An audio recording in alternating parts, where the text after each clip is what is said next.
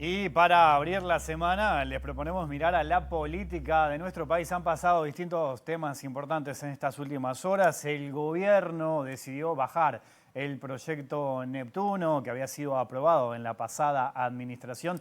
Presentó una alternativa para el agua potable, un tema muy importante en nuestro país. ¿Qué está pasando con el diálogo social? ¿Qué está pasando con el gobierno, la seguridad? Hay distintos temas para hablar esta noche. Bienvenidas, bienvenidos. Así comienza Lado B.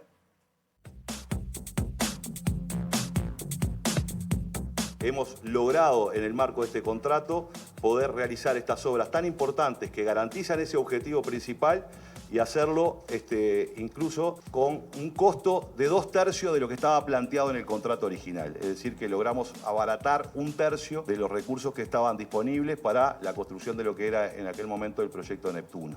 A partir de este anuncio del gobierno, que tiene poca información, pero deja una conclusión que es muy clara.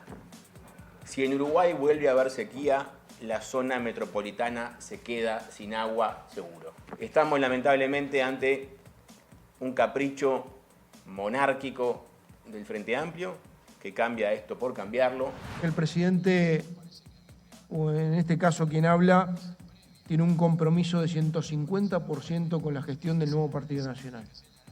En ese sentido, después de hablar con compañeros y con la familia, tomé la decisión de dejar la banca por la cual me eligió la gente, y en la medida que este gobierno sin ideas, sin rumbo, carente de iniciativas, en cada instancia se note la falta de conducción, bueno, la gente va a mirar el Partido Nacional.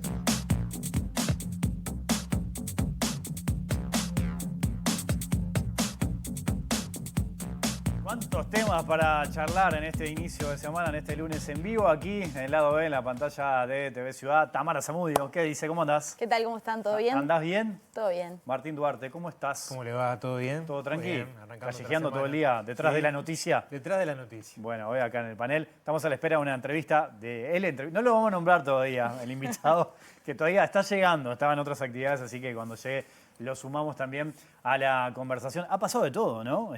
Ahí veíamos las repercusiones, por ejemplo, de lo que ocurrió con el proyecto Neptuno, lo que está pasando en filas del Partido Nacional, con la renuncia, en definitiva, de Álvaro Delgado, la conferencia hoy del Partido Colorado.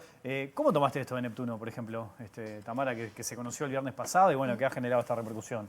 Bien, creo que es una apuesta, es un trabajo, digamos, de negociación bastante arduo del actual gobierno, donde, bueno, también cumple con una de las promesas o de las expectativas que tenía y sobre todo también marcado y guiado por, bueno, parte de algunas de las bases del Frente Amplio que marcaban su desacuerdo con el proyecto Neptuno, pero sobre todo de la sociedad civil organizada, ¿no? Que había hecho, y además, y la academia también, ¿no? Que habían hecho distintos informes, que habían afirmado y confirmado y movilizado sus fuerzas para indicar su contraria y su negativa, digamos, por las repercusiones ambientales que podía generar este proyecto. Y, bueno, finalmente obtiene esta negociación que creo que puede ser muy exitosa, en tanto empiezan a cumplirse los plazos que están predestinados, ¿no? Ya ahí la oposición marca un poco la cancha en relación a los posibles obstáculos que esto puede tener, y es el estiramiento, digamos, a nivel temporal de una solución que parece bastante necesaria en un contexto climático, como sabemos, que está siendo bastante desafiante y donde, Sí, bueno, ahí una posible sequía. Ahí plantearon escenarios un poco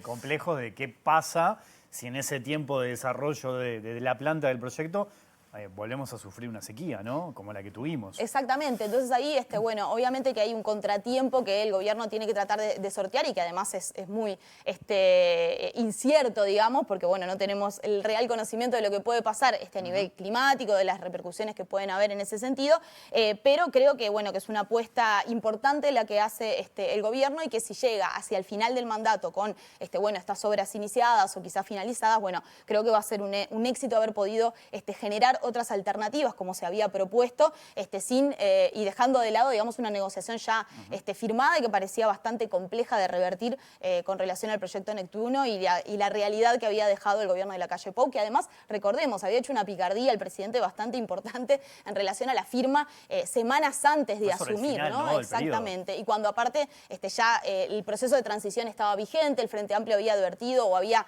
manifestado su intención de que ese tipo de acuerdos fueran dialogados o negociados, el presidente lo firma semanas antes de su salida y bueno, y esto puede verse revertido, digamos, por el actual gobierno en función de estas negociaciones cuando parecía bastante más complejo.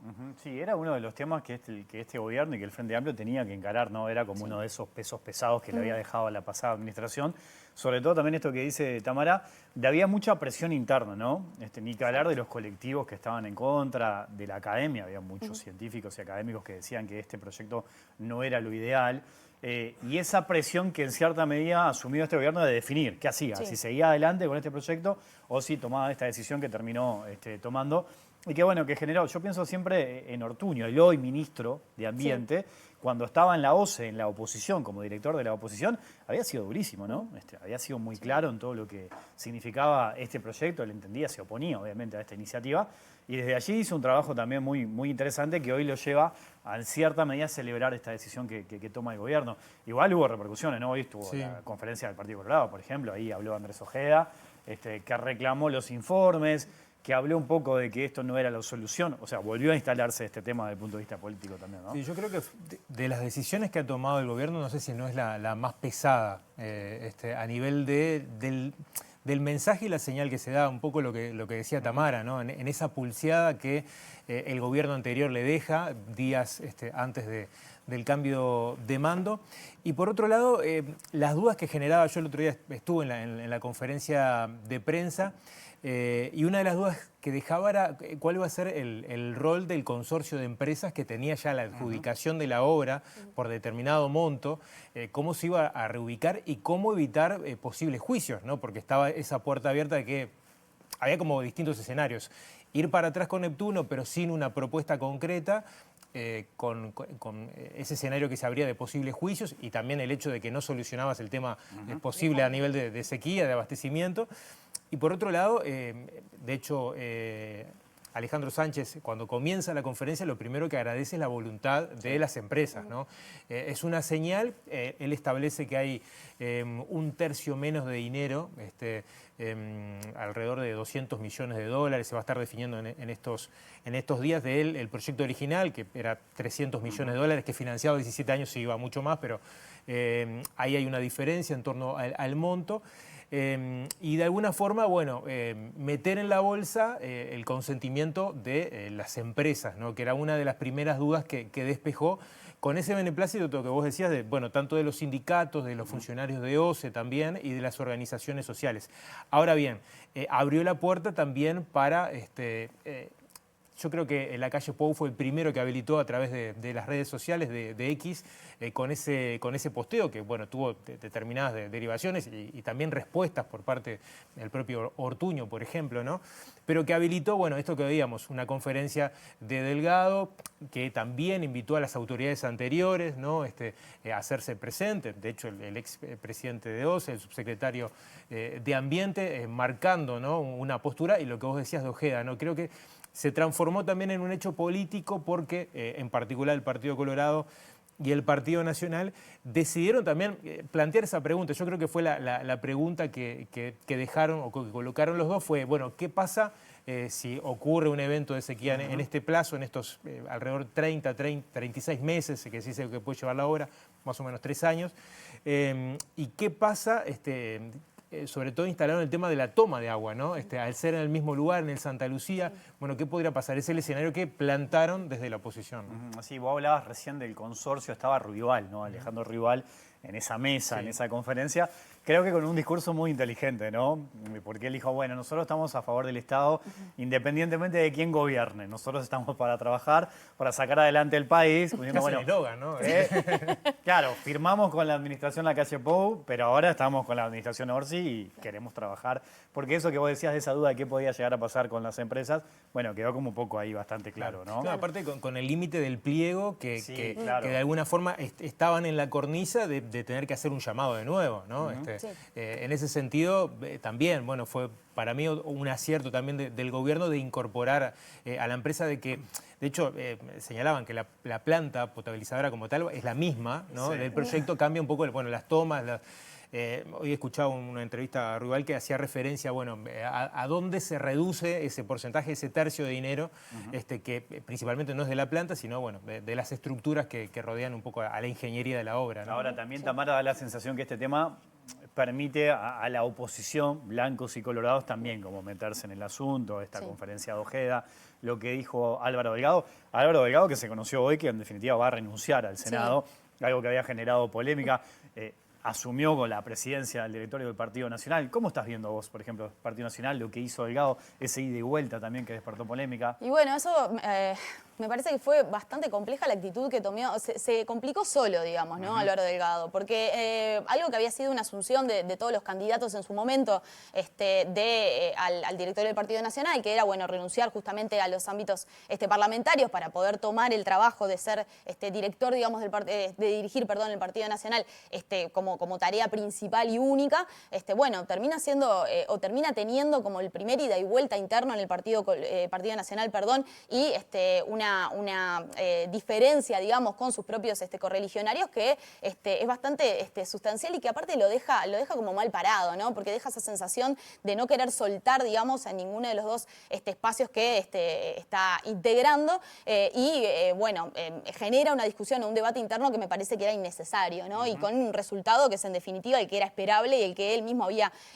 mencionado y que se había acordado se iba a asumir en relación a la renuncia al Senado, ¿no? Yo creo que ahí hubo una mala jugada, si se quiere, de Álvaro Delgado en su posicionamiento, porque bueno, genera que en el primer momento en el que asume, en las primeras semanas, ya tiene cuestionamientos de sus propios correligionarios, ¿no? Ahí está el tema, porque por ejemplo con eso habilitó que dirigentes del Partido Nacional también criticaran esa decisión, ¿no? Sí. O sea, Camí, por ejemplo, Lema salió a hablar. El propio Javier García también. Javier García también, o sea, hubo algunos que dijeron, che, mira, esto que estás pensando no está bueno, o sea, no le hace bien al Partido Nacional. Y se generó un debate mediático también, ¿no? Sobre la situación, cuando en realidad tampoco, o sea, en esto, ¿no? En esta asunción de esa responsabilidad, creo que no era necesario generar ese debate mediático que lo exponía, que en definitiva lo debilitaba en un rol y en un lugar al que llega también en una elección sumamente disputada, muy ríspida dentro del Partido Nacional y donde, bueno, yo creo que Delgado tenía que intentar en estas primeras semanas, bueno, unificar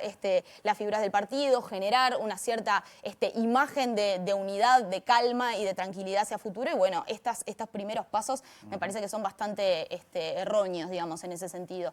De todas formas, creo, en esto que decía Martín, enganchaba un poquito del rol de la oposición, ¿no? Creo que las acciones de estas últimas semanas por parte del gobierno vienen generando, digamos, una reacción o una respuesta más unificada y también más fortalecida, digamos, de la oposición, de tener que defender las acciones que el gobierno de Lacalle Pou llevó adelante, que el gobierno de la coalición llevó adelante. Es en el caso de Neptuno, es en el caso también del diálogo social, en mecanismos y en facetas, digamos, distintas.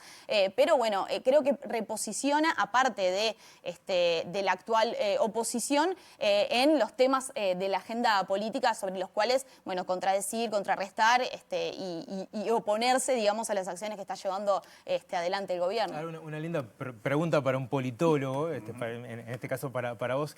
¿Quién está marcando la agenda? Porque se hablaba mucho de, bueno, ¿quién es el que marca la agenda? En mucho tiempo se señaló, bueno, es la oposición la que viene a través de distintos llamados. De hecho, se habla en estos momentos también de llamar a comisión a Edgardo Ortuño a propósito de los cambios que tienen que ver con el proyecto Neptuno.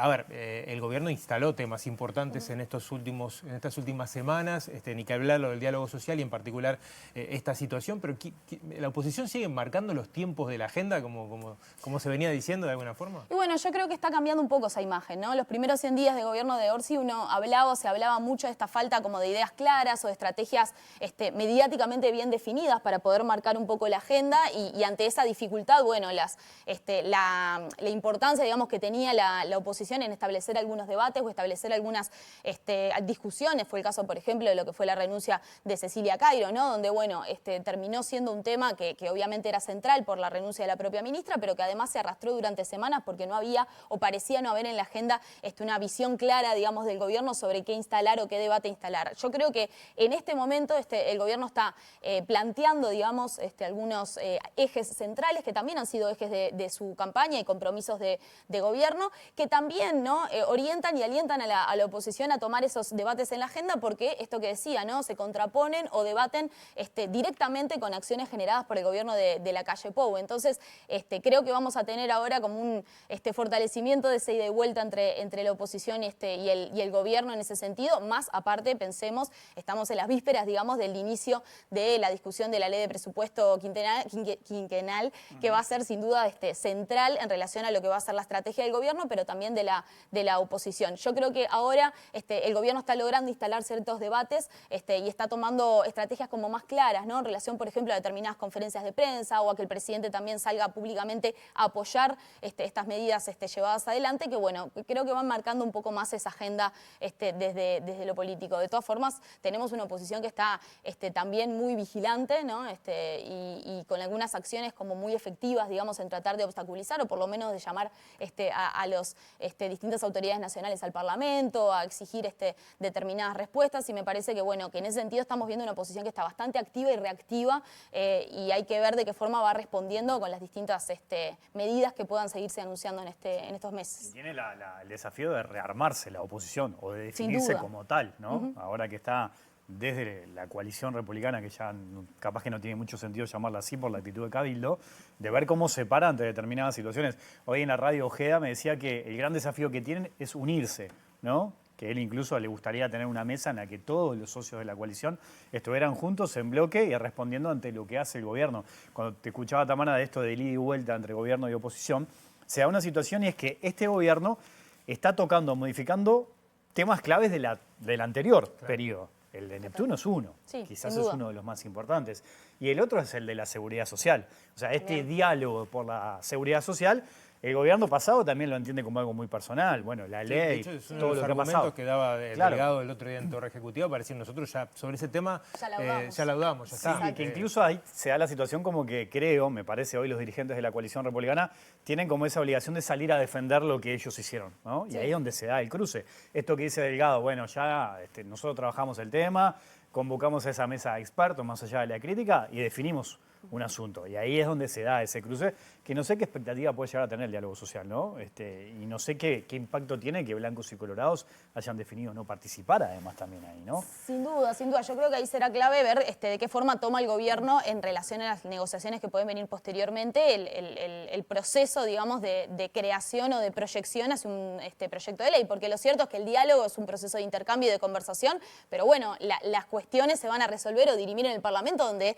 bueno, todos los partidos de la oposición, incluso quienes han rechazado participar del diálogo, están formando parte. Yo creo que hay una picardía, sin duda, en esto de colocar dentro del diálogo social como central y como, en definitiva, una de las razones por las cuales no se participan a la ley de jubilaciones, porque, bueno, porque es una normativa que forma parte de un diálogo que se espera sea más ampliado, ¿no? Pero, bueno, yo creo que es esto, ¿no? Marca un poco la dinámica a la que viene la oposición, que está siendo una oposición bastante férrea, bastante impositiva, bastante reactiva, digamos, a poder como promover este tipo de espacios de diálogo, y hay que ver de qué forma luego el gobierno y el Ejecutivo también generan otros espacios que vayan tratando de legitimar, digamos, el diálogo social o las discusiones que se vayan dando por allí. Yo creo que en ese sentido la acción y la reacción que tuvo Orsi de convocar inmediatamente a los principales dirigentes de la oposición a centrarse a dialogar y por lo menos acercar un poco las visiones y las valoraciones es una acción bastante importante que habrá que ver cómo se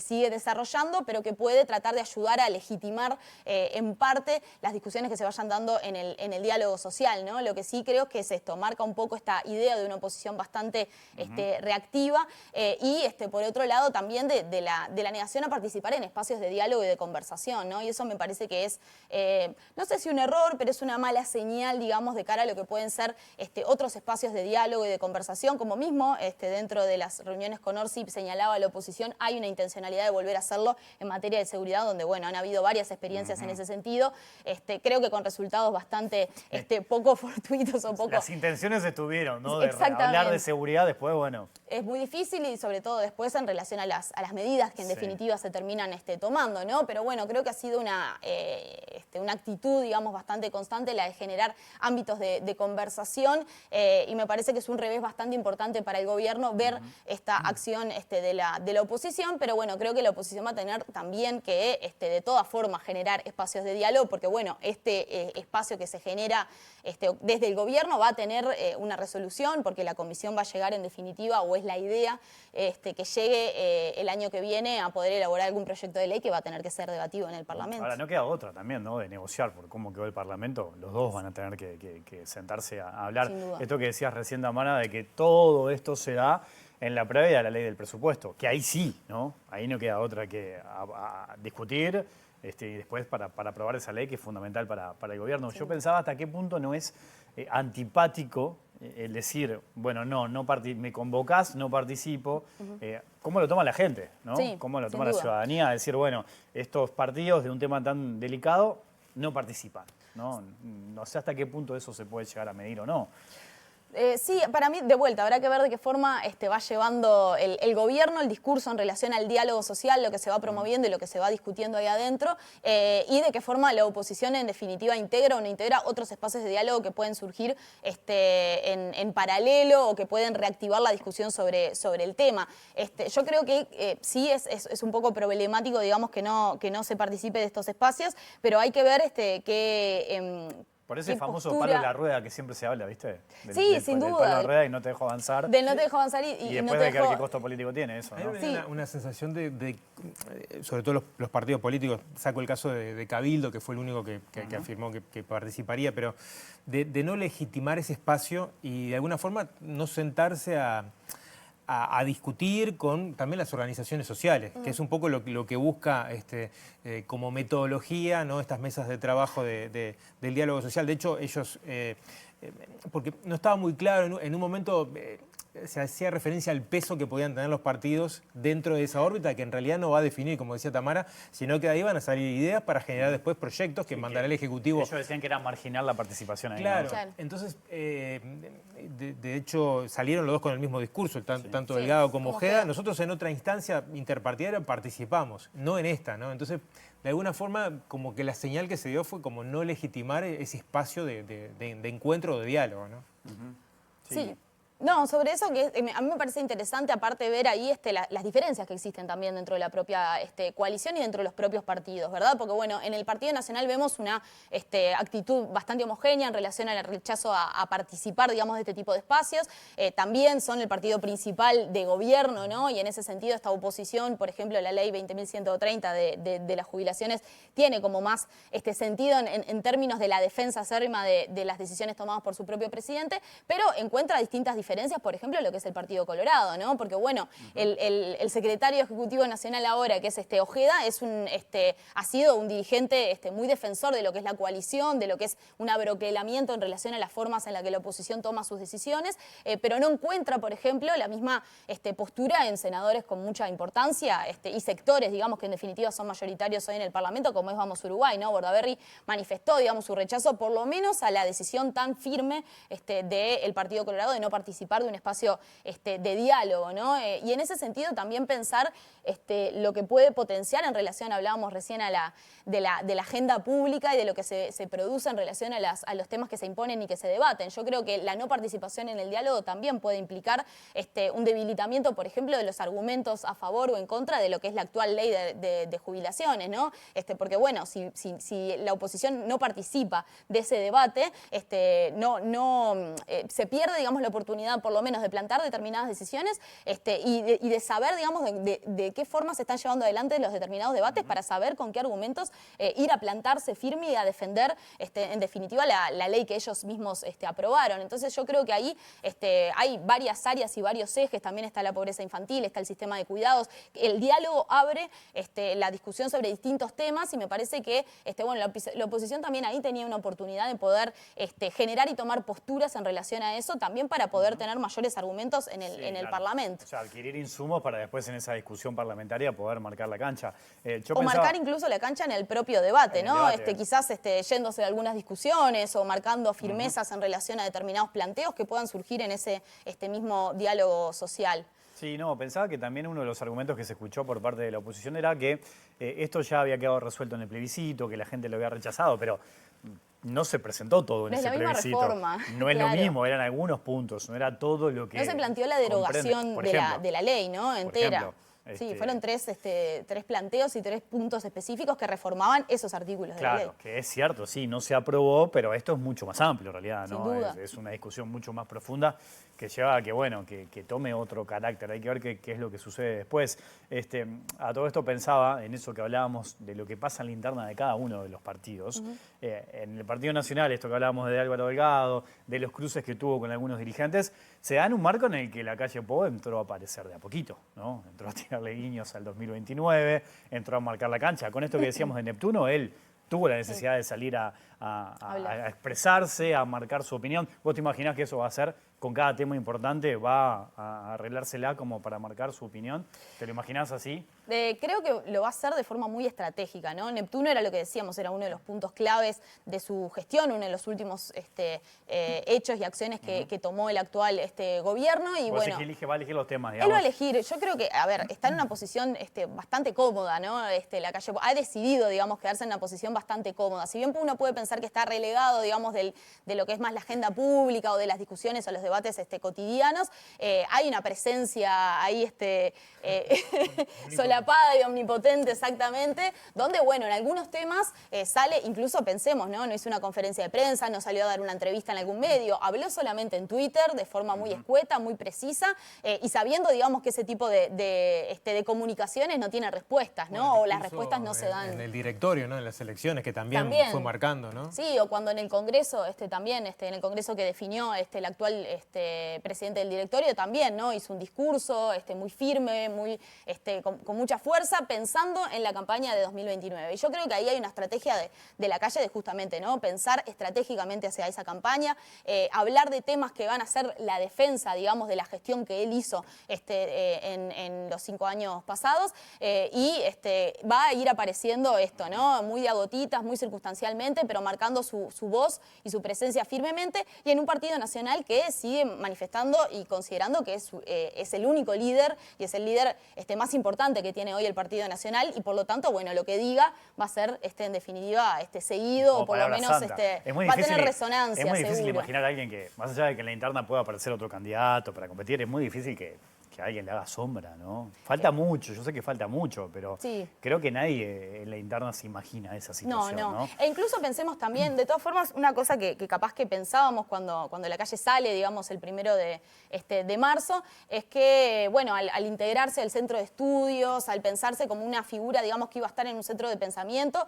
capaz que lo pensábamos más alejado, ¿no? De la agenda o por lo menos de los debates. Y creo que estamos viendo en la calle Pou que está bastante más presente de lo que uno podría imaginarse. Pero, como decían, esa presencia con cuentagotas que también lo protegen, digamos, de poder salir más dañado en algún debate o alguna discusión política sobre la que él pueda quedar peor parado, digamos. Les propongo una pequeña pausa, ¿les parece? Sí, seguimos conversando después. Ya seguimos aquí en la pantalla de TV Ciudad.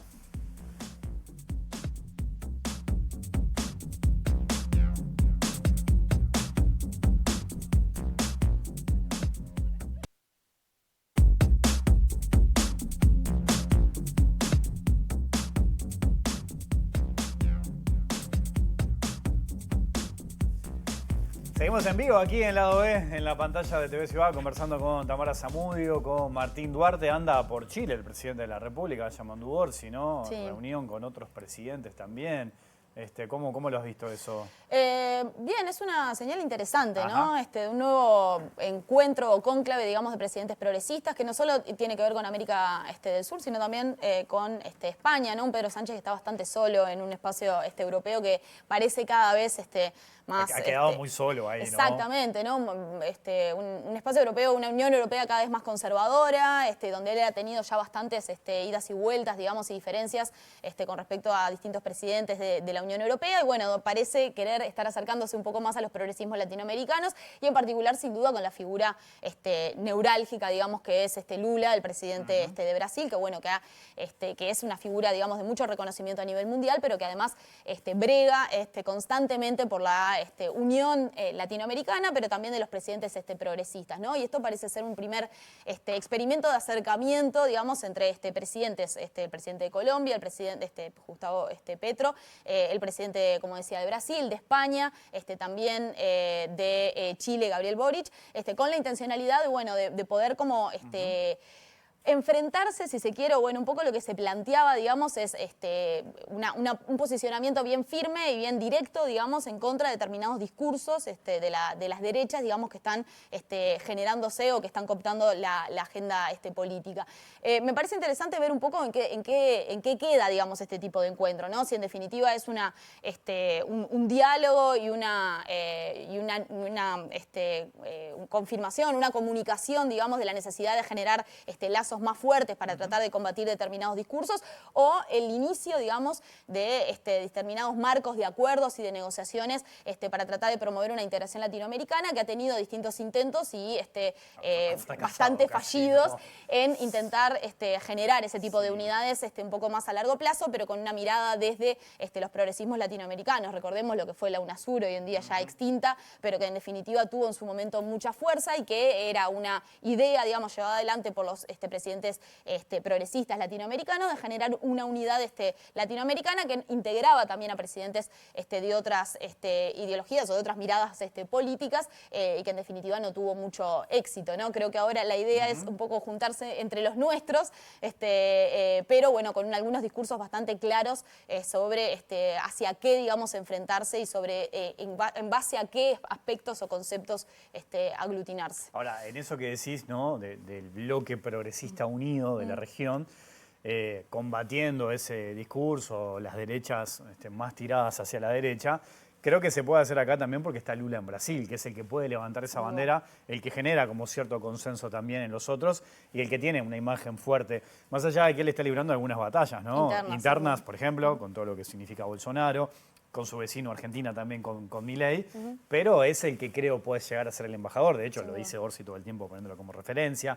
Pasa lo mismo en Chile, con Colombia. O sea, es Lula un poco ahí el que tira de ese carro progresista. De hecho, por Mujica en su momento también, unos días antes de morir, ¿no? Él entendía en eso de la unidad de la región que había que ir detrás de Lula o de la mano de Lula en ese sentido, ¿no? Totalmente. Eso está un poco presente. Sí, no sé qué pasará después, ¿no? Totalmente, esto que decía, ¿no? La figura neurálgica en este sentido viene siendo Lula, ¿no? Y también en generar distintos espacios de encuentro entre países latinoamericanos y, por ejemplo, los BRICS, ¿no? Recordemos que, bueno, los distintos presidentes latinoamericanos fueron invitados por Lula cuando el BRICS hace algunas semanas se desarrolló en Brasil, no solamente para acercarse, sino para empezar a integrarse. Bueno, Lula también invitó formalmente, o hizo que las BRICS formalmente invitaran a Argentina a integrarse. Bueno, cuando asume Milei, una de las primeras acciones es rechazar esa invitación. Pero bueno, él ha sido y es una figura muy, muy clave en relación a la unidad de los progresismos y además es una figura de muchísimo reconocimiento internacional. Ha hecho Lula un trabajo realmente impecable, ¿no? En relación a poder como reposicionarse políticamente y sobre todo en relación a su figura y su capacidad, digamos, para generar este tipo de espacios de encuentro, de asociación y en definitiva también de integración latinoamericana. Bueno, ya nos tenemos que ir. Nos quedó un datito, Pedro Sánchez, si no cambió la agenda, va a estar mañana en nuestro país, va a tener una reunión con el presidente. Y una de las cosas que pidió, ¿qué lugar pidió para visitar, que no sea Torre Ejecutiva? Dijo, quiero que me lleven a tal lugar. ¿Montevideo? Sí. A ver, tira opciones, podemos hacer no, bueno, lo tiro para no quedar tarde. Va a ir a la chacra del Pepe. Quería conocer la chacra del Pepe. La punta de la lengua, o sea, ¿cómo quedó ese lugar que sin el Pepe si sigue significando la importancia para el exterior o para algunos dirigentes llegan a nuestro país y no, quieren sentarse en el banquito En con el tapa. banquito de tapas. Hace algunos días cuando vino Lucía Topolansky acá, me contaba eso, ¿no? Que incluso se había dado que después del fallecimiento de Mujica, la chacra seguía con el mismo movimiento, o más incluso, había días que era más porque iba gente, seguían visitándola, acompañándola, así que bueno, un poco va con eso que estás contando, ¿eh? Nos tenemos que ir, les agradezco a los dos que hayan venido. Por favor. Seguimos otro momento, ¿les Vamos parece? arriba. Volvemos mañana a las 20, que pasen bien, chau.